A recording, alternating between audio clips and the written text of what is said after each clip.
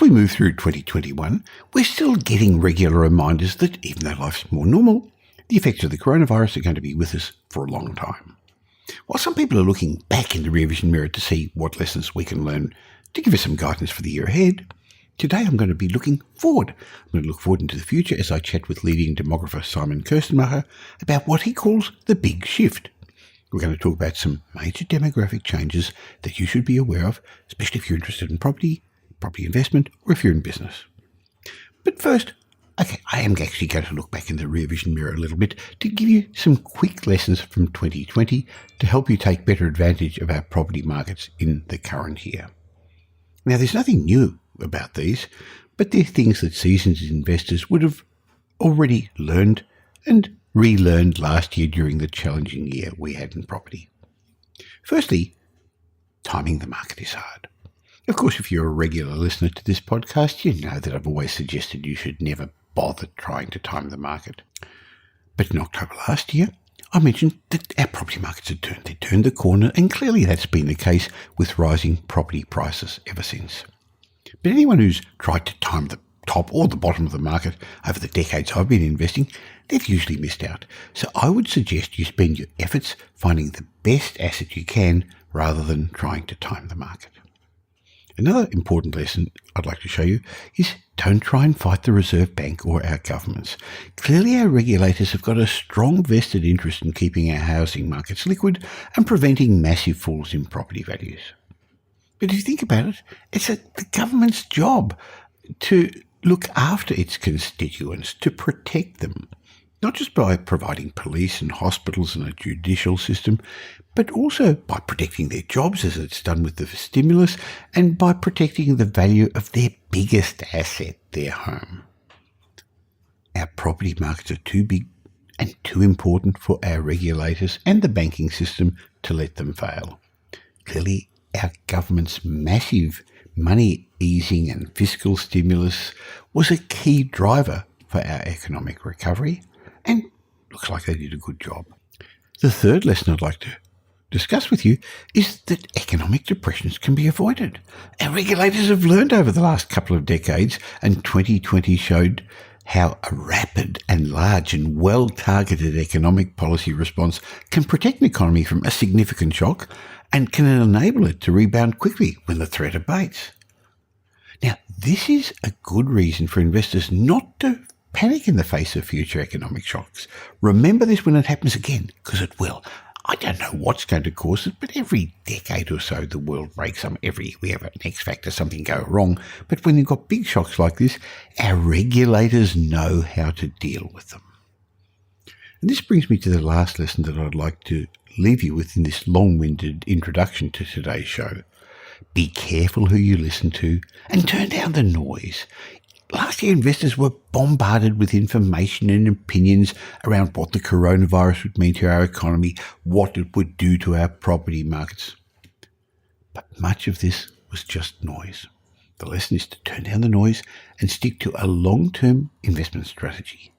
How often have you heard me say over the last couple of years that you shouldn't make 30-year investment decisions based on the last 30 minutes of news? Now that I've shared some lessons with you, we're going to hear what Simon Kuestenmacher has to say. And even though we have discussed some of these concepts in previous podcasts, I'm sure you're going to get a lot out of my chat with him. Well, actually, I know it because I've already pre-recorded that part of the show for you, because Simon introduces some new concepts, ones we haven't discussed before, that I think are going to help give you some clarity on what's ahead. And as always, I'm going to share my mindset message with you at the end of the show. So welcome to today's show.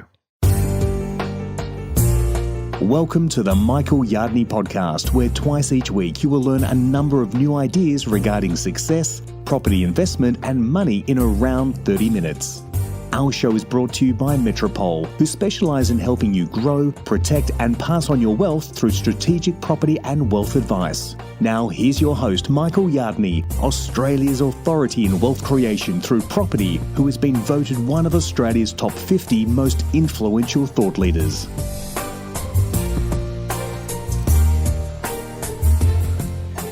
If you're like many Australians, you're probably wondering what's going to happen to life beyond coronavirus. What's going to change the way we live, the way we work, the way we organise our cities? The answer is simple. quite a lot. And if you're a property investor or a business owner, you must understand how Australian cities are reshaping to stay ahead of the game. And that's what I'm going to chat about today with Simon Kuestenmacher, one of Australia's leading demographers, as I ask him for some insights into what his research suggests is ahead. Simon's Director of Research at the Demographics Group, a columnist with The Australian, a regular guest on this podcast, and he's globally recognised as a rising star in the field of data management. So, welcome, Simon. Thank you for having me back, Michael. Now, to put some context to our chat, it's easy to forget that 1 year ago we had a government dedicated to balancing the budget. It was going to bring us into surplus. Our property markets were rebounding then. Business owners were looking forward to a great year ahead. And then just look what happened in 2020. We experienced a pandemic, a lockdown, a recession, and then we got a rebound. Fortunately, we controlled the health issues better than almost every other country in the world, and it seems our governments minimised the impact of coronavirus-induced recession with amazing stimulus. But the dynamics of our society have changed. They've changed considerably. So I'd like to ask you a simple question, Simon. What next? What's ahead? What trends are going to come? What behaviours, what opportunities are going to flow from the various undulating demographic changes? Simon, what's ahead for the way we live?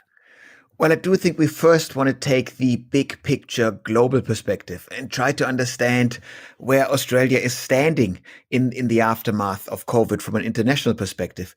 And I do think that we shouldn't be afraid regarding the international investment flows. International capital and international talent will still want to come to Australia simply because we managed COVID well. That actually works in our favor now. And also the setup of Australia, a Western democracy, an industrialized country, a very stable economy. Some people might say we are not diversified enough in our economy. They might say our economy is a bit boring, is a bit vanilla. But in times of global uncertainty, it is just this security that international investment is seeking out. And we provide a wonderful base setup for any kind of business to settle, for capital to find a stable and secure home. Simon, when we see how Australia's handled the pandemic and the economic recovery compared to overseas, we must be the envy of the world. I do think we are. And it's easy to overlook this as Australians because we constantly hear the bickering between different premiers. The media bashes Melbourne for having been in a lockdown. But that is very much not the story that you read internationally. Internationally, the story is pretty simple. Melbourne, a city of 5 million people, had the pandemic and completely got rid of it. That is the international perception of Melbourne, of Australia as a whole. And that's a very good card to be able to play. So that means that international talent, international capital will very much remember these type of facts when they look to cross into Australian borders once they're allowed to again. Sure. So that's not only going to be individual people who are going to want to come here, but companies who are going to want to put their funds and invest here, isn't it? Correct, because you now want to make sure that your future investments, that your future home is pandemic proofed, if you will. And then you go, okay, an island nation is actually in a really good position to lock people up to lock people down when it's needed. That was an old prison colony reference I threw in there. Yes, that's right. What other countries have done well? Where are the highest? If you're a company from overseas and decided, where would I put my money in the next decade? Where else could they go? Well, if I look at the sheer economic data, of course, people might first go, of course, I'm investing into the fastest growing economy of the last 10 years, which is Ethiopia. And so maybe you go, maybe that's a bit too risky for some people. But when you look for a stable, industrialized economy that managed the pandemic well, you look at Australia, New Zealand as the number one candidates. You look at South Korea, who managed things really well. You also look at Taiwan, who managed things extremely well. But if I'm investing into Taiwan, then I want to be reasonably sure about that I have my facts about when China is taking over Taiwan, right? I know we can joke about this, but this is quite a serious issue that I would expect is really on the cards for the next 10 years. So would I currently invest into Taiwan? Maybe, but I'd need to be, in a bit of a poker mood. So what this means is that moving forward, when the borders open, we're going to be in a great position to double down on the economic growth that we've currently had. Oh, absolutely. The world is looking at Australia and New Zealand with envy. That's actually the only correct word to use at the moment. Well, as we were discussing things over the last year, we were wondering what the recovery would look like, the economic recovery. And I don't think anyone really believed we were going to have a V-shaped recovery. Some thought it would be a U-shape and take long. Others, in fact, I thought it would be stepwise. But I think it's been a remarkable, quick recovery economically, hasn't it? Absolutely. And you see how during lockdown, everybody was just waiting. But once restrictions were lifted, people were just keen to get back to work. So it was very good that the economy really wanted to get out. You saw all industries from hospitality to management consulting really wanting to be back in their offices or pubs in order to provide services. So that is great news there. But of course, we must remember that recovery took different forms depending on the sector that you're in. We still have hundreds of thousands of people out of a job, and they tend to skew towards certain industries. Hospitality being by far the largest hit sector, which of course hits people in what we call lower skilled jobs. The weight of the pandemic really hit lower skilled, lower income earners significantly harder than higher income earners. So if I'm a property investor at the moment, I'm kind of scanning the landscape then. I do see, well, the high income earners, they are the ones who have the money to spare. They always have money, the rich people. But this time around, even higher income earners, we're not talking about people with millions of dollars, they still have money to throw around and to invest into housing. And that's what we've been seeing over the last couple of months. Well, it's not only housing because, yes, Australians have stashed their cash. They haven't had places to spend it. And so what's ended up happening is they've been buying cars, they've been buying holiday homes, and they are upgrading their homes and moving house, aren't they, Simon? Absolutely. And this is where the renovation scheme of the government actually hit the spot. You could say, well, it was discounting home renovations for the wealthy, which to a certain degree it probably did. But most importantly, it kept middle-skilled Australian tradies employed. And that's the kind of workforce that you don't want to lose because it's a reasonably wealthy workforce. If that falls away, you have so much spending capacity that isn't entering the market, and you can't afford this as a country. Sure. So lower immigration has been one of the concerns people kept bringing up, but we had more people coming back to Australia, which in part made that up, the expats coming back. And then we spent more here. We didn't go back overseas. So sectors of our economy are doing pretty nicely. And it's the demographics that are going to drive demand, especially for property. We'll talk about that in a moment, but also the way we choose to live. The working from home seems to be reshaping our cities, Simon. Absolutely. We long saw a trend towards people working from home more frequently, but that really only took place at a snail's pace. And now finally, the pandemic really supercharged the remote working revolution. And all of a sudden, we had the best numbers that I've seen, estimates that around 40 to 50% of the workforce worked from home at some point during the pandemic, which is way bigger than the 4.4% of people that worked at home at the last census. So it's a rise by 10x in terms of people that work from home. That's huge. Yeah. And of course, when you work from home more than, the 1 day per month or so, all of a sudden you do want the Zoom room. You do want a separate room to keep the kids and the cats out of your room. And that I must say, Simon, you and I know that unfortunately I've had Bentley, one of our cats, walk in front of me, rub up against the microphone, so I know exactly what you're getting at. Even though we have our own room and space here, they still sometimes get in the way. That's it. The kids and the cats usually always find a way into the business end of the house. But really, it's the big truisms of Australians, particularly the Australians in knowledge jobs, that now more frequently will need to purchase a home that allows for that kind of space, that has an extra Zoom room. And to add to the demand for more bedrooms, we have, of course, the sheer demographics of Australia that are occurring. We have the biggest generation in Australia are the millennials. And this big millennial generation is finally reaching family formation stages of the life cycle. I always say that millennials are the biggest procrastinators that have ever walked the Australian continent, because they invented the gap year. They added yet another university degree after their bachelor's. They stay at uni longer. They delay first income. They delay marriage. They delay the first childbirth. They delay first home purchase. But all of this for the millennial generation is now taking part in the 2020s, which has massive impact in terms of how our cities will reshape. Meaning that the millennials traditionally, or at the moment, cluster in the inner cities where they live in 1 and 2 bedroom apartments.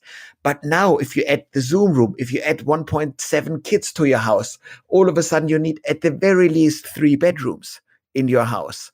And so people will go to wherever 3 and 4 bedrooms are available. And this is not the inner cities. So finally, the hip millennial generation is moving to suburbia, is moving to the outer suburbs, is moving to the regional cities.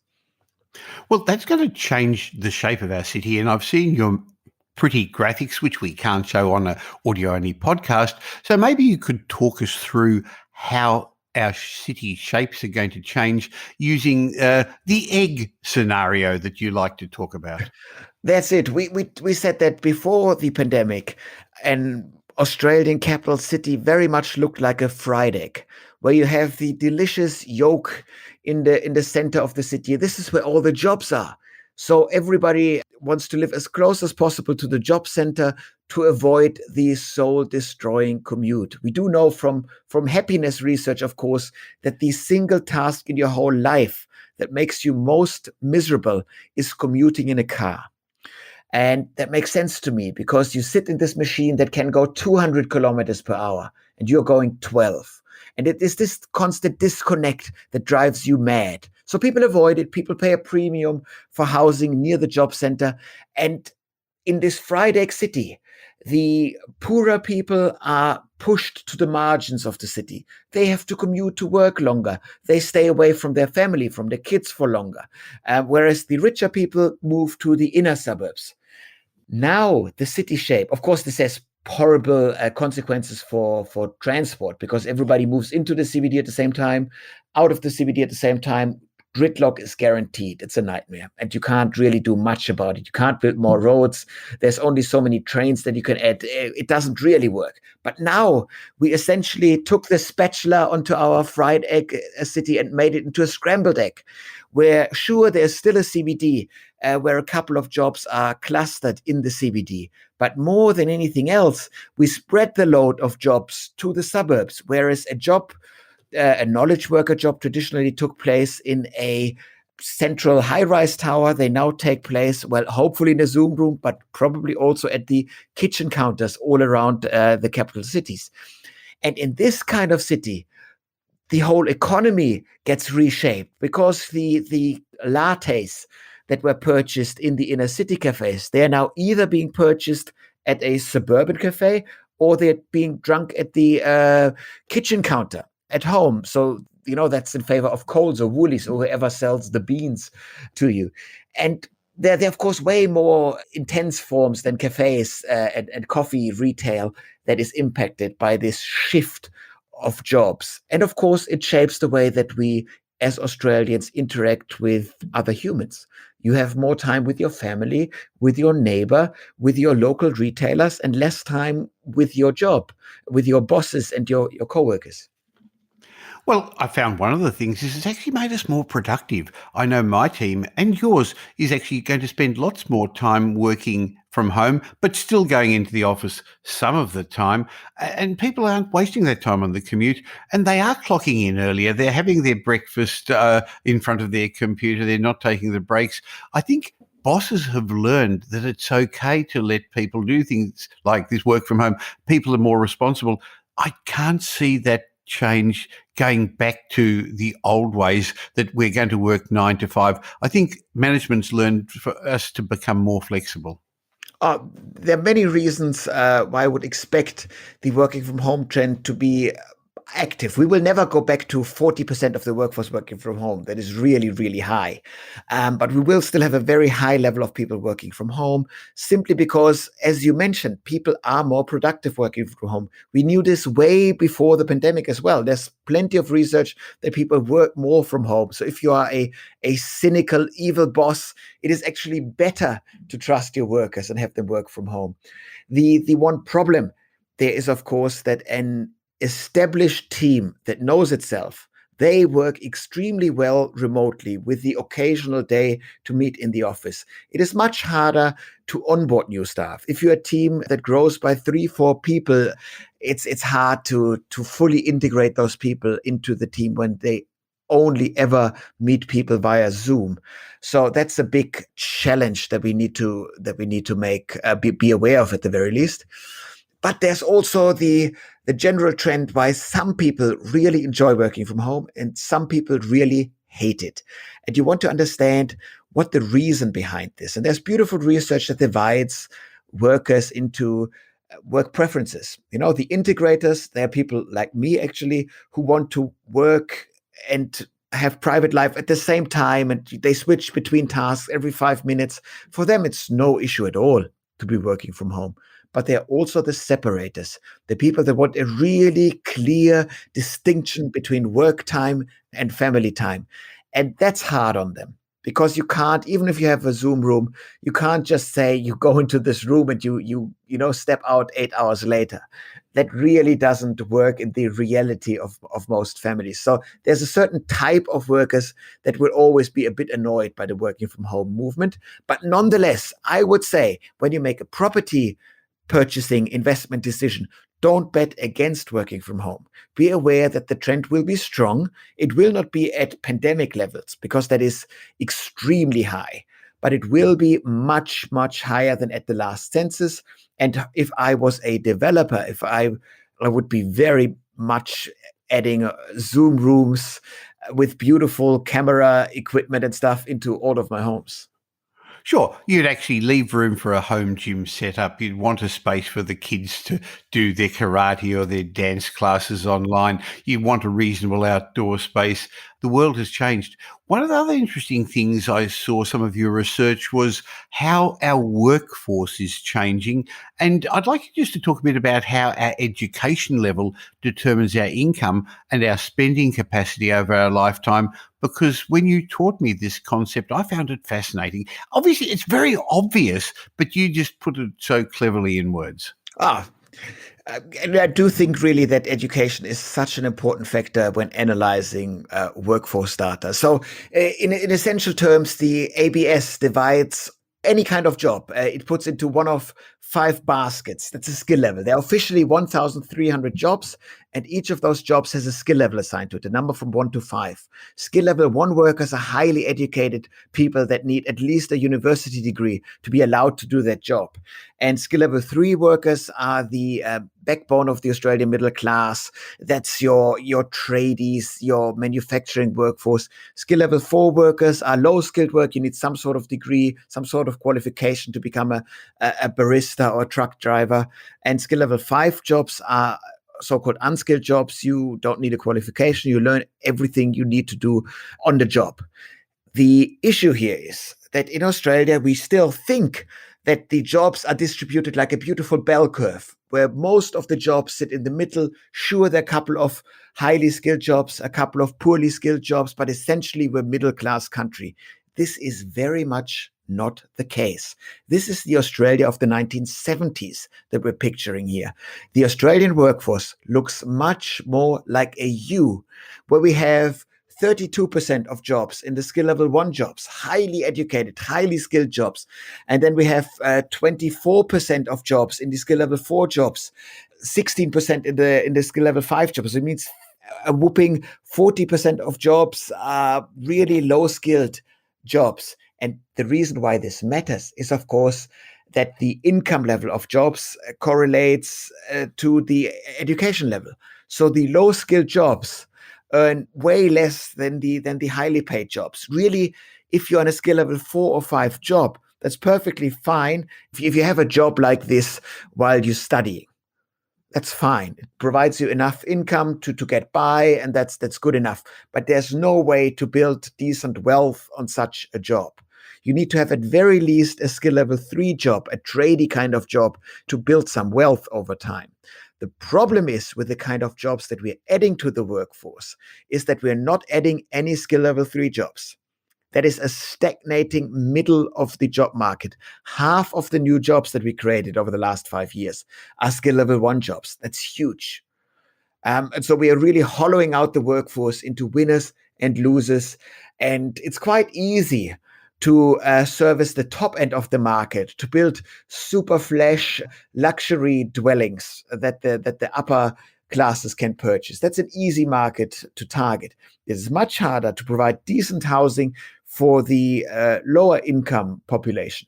And how can this be done in a fair and livable way? That's a real challenge.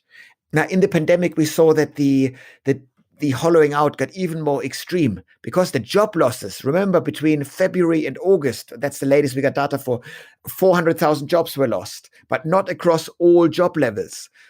Job levels 2, 3, 4, and 5, they lost jobs. But skill level 1 actually gained jobs because we needed more doctors, we needed more public admin people. It's quite bizarre how extreme the hollowing out is. It's really the rich get richer, the poor get poorer kind of environment that we have here. And I'm always very much concerned for social cohesion in a nation like this. We do want a strong middle class to have a socially cohesive country, because if we don't have this, you can look at the US, you can look at South Africa or at Brazil to understand how a hollowed out country operates from a social cohesion perspective. Of course, this is not a judge of people. This is talking about their income standards. And I'm really happy that you finished on the point you made, because we want us to have a cohesive Australian society where everyone's important and everyone's included. So when we're saying this, it's a matter of fact that if you don't have a good education level, you won't earn much, you won't have enough disposable income to build some wealth on the side. Yes, you'll get some super, but that won't even be much as well. So that's one factor when you're talking about what property developers should be building. But to me, it's also important for property investors, because moving forward, if you've got a property portfolio and you've got a group of properties, your future income is going to depend upon your tenants' jobs, their income levels, and their ability to pay more rent. And unfortunately, there's a whole group of Australians out there who are living just 1 or 2 weeks away from broke. They don't get a paycheck, not that we get paychecks anymore, or a payday anymore, or they lose their job. They just can't cope. And they're not going to be able to pay their rent. And over time, their wages are not going to go up much either. So they won't pay you more. And so to us, when we look at the demographic distribution for locations, we first of all look for owner-occupiers that are wealthy, that have got high disposable incomes, that are gentrifying the area. We're also looking for suburbs where there's a higher percentage of owner-occupiers than tenants, to create stability in the area. But we're also looking for tenants, and again, it's not a judge of people, Simon, but people who've got high-ish incomes where there's not a huge percentage of the income spent on rent, and who over time their income's going to go up because that's going to make our rents go up. Correct. But you don't necessarily want to just look at how high an income is. You also want to ensure that the income is stable. So you want to see, is this a stable industry that the person is employed in? And if you bet on a losing industry, you might lose a tenant.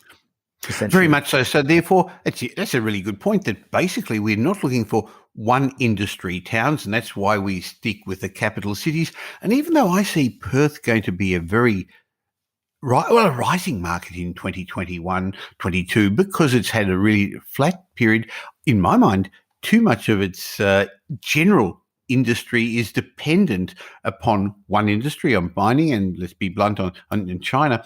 So I can see there being some concerns even at the capital city level if there's too much concentration on an industry. So, Simon, moving forward, there is going to be a hollowing out there is currently a hollowing out. What's the answer? Well, from a societal perspective, the answer is pretty simple. Do whatever you can in order to amp up the middle skilled jobs. And the good news is that the easiest jobs to create are actually skill level 3 construction type jobs, because as a government, you can always just build endless infrastructure, whatever it is, roads, rails, upgrade the grid. I don't care. But invest into infrastructure and do it at an almost unbelievable rate to amp up the middle skilled jobs. We already come into a couple of problems here because that's what the government has done during the pandemic. They brought the infrastructure pipeline forward, fast tracking infrastructure programs. And now we do see that many of the relevant companies that are building those projects are complaining about the pipeline of skill level 3 workers. So as a society, all of a sudden we have this big challenge of getting these skill level 4 and 5 workers qualified into skill level 3 manufacturing or tradie type jobs. And that, of course, relies on the TAFE system. It is the TAFE system at the moment adequately equipped to providing high enough education at a fast enough rate. Well, I see that Telstra are bringing their call centres back to Australia. Other companies are starting to manufacture in Australia. All this is pointing in the right direction.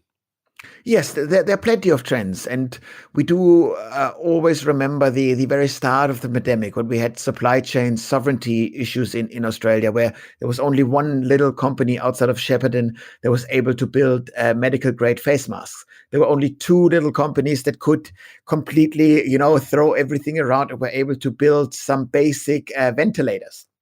And for a country of 25 million people, those 3 companies weren't enough. So we did realize that we must really amp up and strengthen Australian manufacturing just for sovereignty issues, because we could easily, as a country, get into a bit of a tiff with China, if you will, which will happen repeatedly over the next 10 years. And we then don't want to be reliant on the most basic, most important things so that we can weather a little storm or a little disagreement with China. So it'll be interesting looking forward, but we've gotten through this. The economy's picked up, jobs are being created. There's no doubt that there is still some hardship ahead of us personally, health-wise, and for some industries, but we've done better than most. So I look forward to catching up with you on a regular basis to see how our economy, how our world, and how our nation's moving forward. Thanks for your time, Simon. Fantastic to be back. Thank you.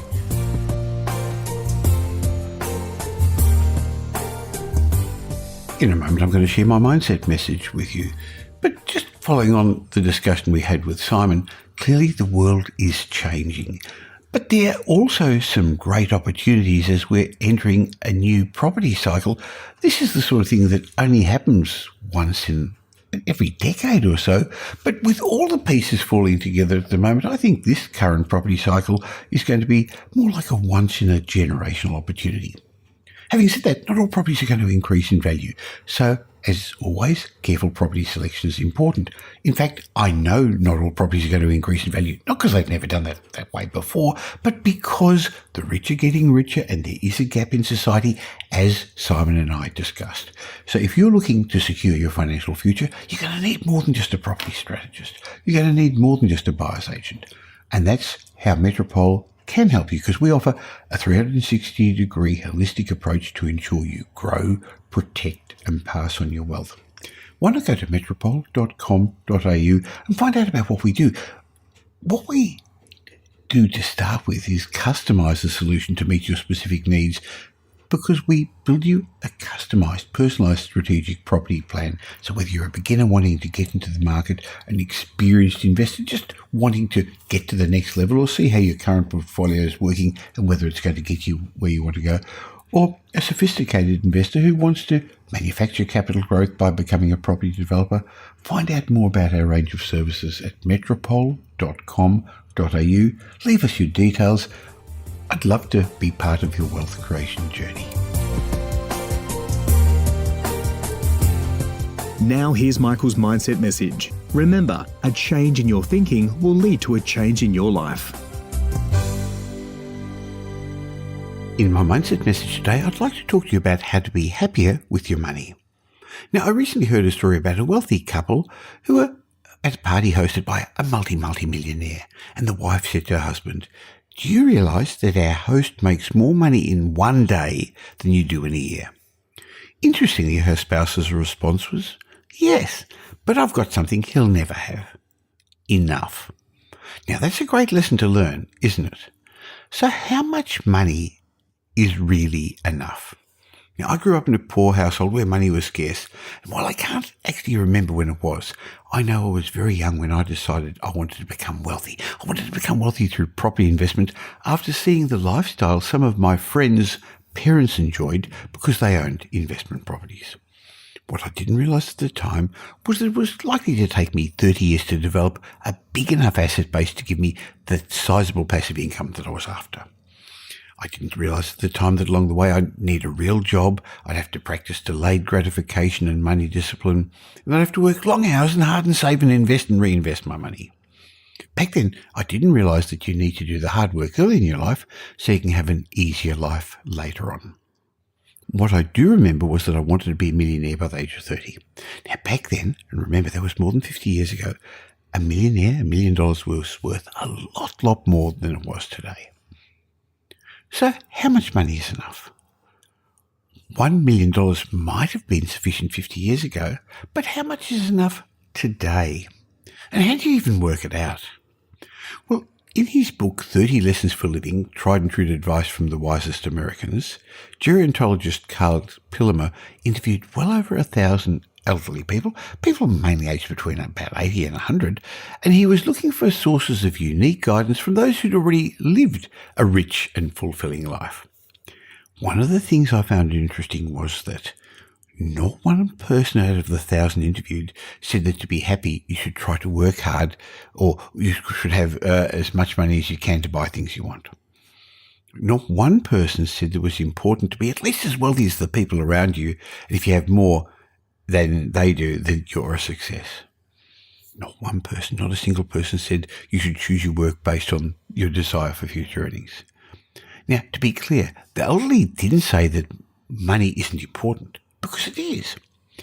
They didn't rule out that more money might have made them happier, because it most likely would have. Remember, any problem that money can solve isn't really a problem, is it? But it seems like the elderly understood the important concept of enough. Now, studies show that money does increase your happiness. Research that we quote in our book Rich Habits, Poor Habits that Tom Corley and I wrote and that has become an international bestseller and that's been translated into 5 languages, research we quote in our book shows that there's not even a known satiation point. A higher income makes virtually everyone happier, although each dollar delivers less happiness than the one before. Interestingly, psychologist Daniel Kahneman wrote in his book, This Will Make You Smarter, he wrote the following: on average, individuals with higher income are in better moods than people with lower income, but the difference is about a third as large as most people expect. He also said, when you think of rich people and poor people, your thoughts are inevitably focused on circumstances in which income is important. But happiness depends on other factors more than it does on income. In other words, when I was young and saw all those rich landlords and wanted to be one myself, I imagined a big income would make me happier. Yeah, I was pretty miserable growing up. But I thought it would make me happier because I thought about the luxurious imported cars that the rich people drove, the nice houses they lived in, rather than thinking about the years of hard work that they had to put in and the lack of family life that they often sacrificed to get where they are now. Just look what happened to all those actors and the sporting heroes who earn staggering incomes yet ruin their family lives. So what does make you happier? Not surprisingly, psychologists have found, they've looked into it, they've actually looked to see what makes people happy, and researchers broadly agree that 4 major points have a big impact on making people happy. Number 1, having control over what you're doing.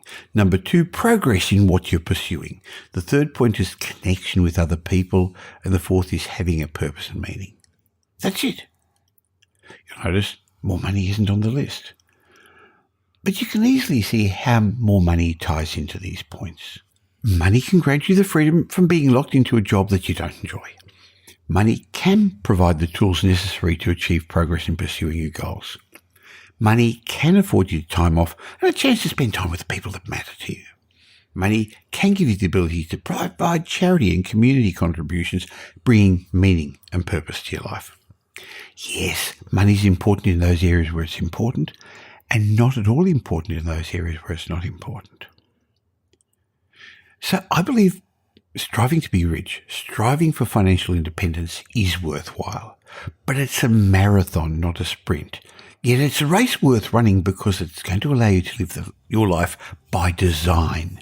You're going to have more control over your life. But think about it. How much money is enough? Will you ever know when enough is enough? Well, now that you understand some of the big shifts that are occurring in our demographic nature and how they may affect our property markets and your business and career potential, I hope you're going to have a bit more clarity about moving forward. And if you got some benefit from my discussion with Simon today, and you don't already subscribe to this podcast, please do on whatever podcast app you're listening to, but also help me in my quest to help as many Australians as possible become financially fluent by telling somebody about the show.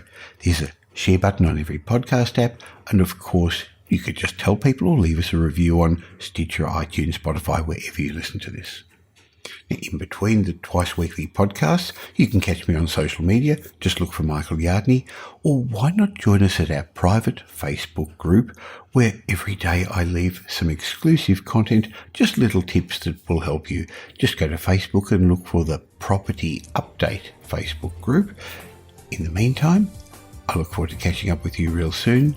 Have a great week. Make it a great week. Thanks for listening to this episode of the Michael Yardney podcast, which was brought to you by Metropole, who help their clients grow, protect, and pass on their wealth through strategic property and wealth advice. If you like what you heard and don't already subscribe, you'll find us on iTunes or on your favourite Android app as the Michael Yardney podcast. Watch out for our next show, which comes to you twice a week, and you'll learn some new ideas about property investment, success, and money in around 30 minutes. To get more of Michael's thoughts, go across to www.propertyupdate.com.au and sign up for his daily morning briefing, and you'll hear from not only Michael but a group of leading property success and money experts. And just a reminder that the information you heard in this show today is general educational advice and not specific investment advice, as we don't know your personal circumstances. If you're looking for specific advice, why not ask the team at Metropole to help you?